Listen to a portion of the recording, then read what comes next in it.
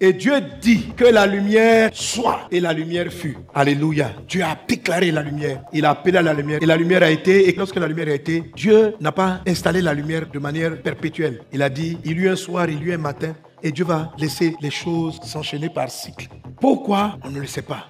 Ça veut dire qu'il y a des cycles de ténèbres. Il y a des temps où les ténèbres prennent le dessus et la lumière vient. Et c'est un cycle comme cela jusqu'à ce qu'on arrive dans le livre d'Apocalypse où il est dit il n'y aura plus de nuit. Donc l'église doit être alertée pour savoir qu'il y a des saisons de nuit. Il y a des saisons de ténèbres. Elles ne sont pas normales, mais quand c'est le temps des ténèbres, il faut faire attention.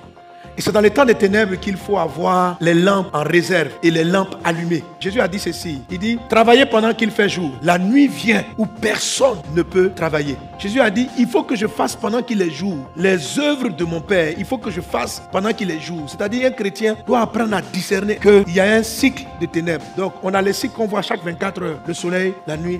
Mais ce dont Jésus parle dans les évangiles, ce n'est pas les 24 heures de nuit là. Il dit, il faut que je fasse pendant qu'il est jour.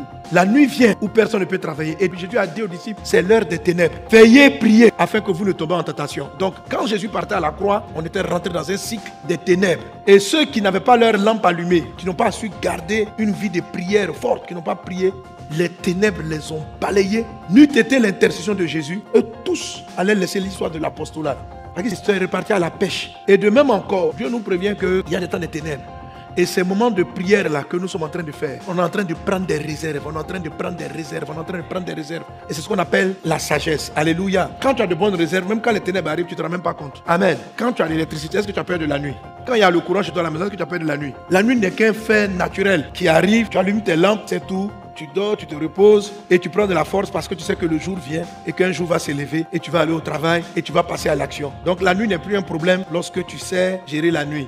Mais la nuit devient un problème lorsque tu n'as pas payé ta facture d'électricité et qu'on a coupé le courant. Quand la nuit arrive, tu as des angoisses. Quand la nuit arrive, ton cœur bat parce que tu ne sais pas ce que tu vas faire. Dieu nous a avertis et ces moments de 40 jours de jeûne sont comme une prise de grandes réserves spirituelles dans nos vies, dans nos âmes. Dieu est en train de nous préparer. C'est ce qu'il appelle de la sagesse. Il dit les vierges qui n'ont pas fait de lampe, ce sont les vierges qui sont folles. La sagesse, c'est par sagesse que nous sommes entrés dans ce moment-là. Alléluia. Alors nous allons proclamer sur l'église, une église sage. Pas sur vos honneurs, pas sur ceux qui ont fait les 40 jours, mais sur tout le corps de Christ. Parce que si nous ne prions pas les uns pour les autres, ce qui arrive va faire fermer, balayer, détruire la foi de beaucoup de gens, beaucoup de personnes. Et nous voulons proclamer, nous voulons prier afin que l'église soit debout, afin que l'église soit forte. Et c'est ce que je vois. Je vois que les 40 jours de jeûne là ont sauvé beaucoup de vies. Beaucoup d'âmes. Alléluia. J'ai vu que ces moments de prière ont rempli les lampes, ont rempli les réserves, ont rempli les réserves. Amen. Et donc, remplir les réserves, ça parle de la sagesse, la vie de prière. Nous allons célébrer la victoire de Dieu et confesser la vie de prière, une vie de consécration dans les églises, dans le corps de Christ. Une église qui garde la lampe allumée. De sorte que quelle que soit la forme que peut prendre ces ténèbres, ça ne soit pas un problème. Parce que l'œuvre de Dieu est toujours debout, elle est tout le temps ferme. Et l'église ne faiblit pas. Ensemble, bénissons le nom du Seigneur qui nous a donné la sagesse et nous croyons que Dieu nous rend encore plus fort. Bénissons Dieu qui nous donne la victoire. Et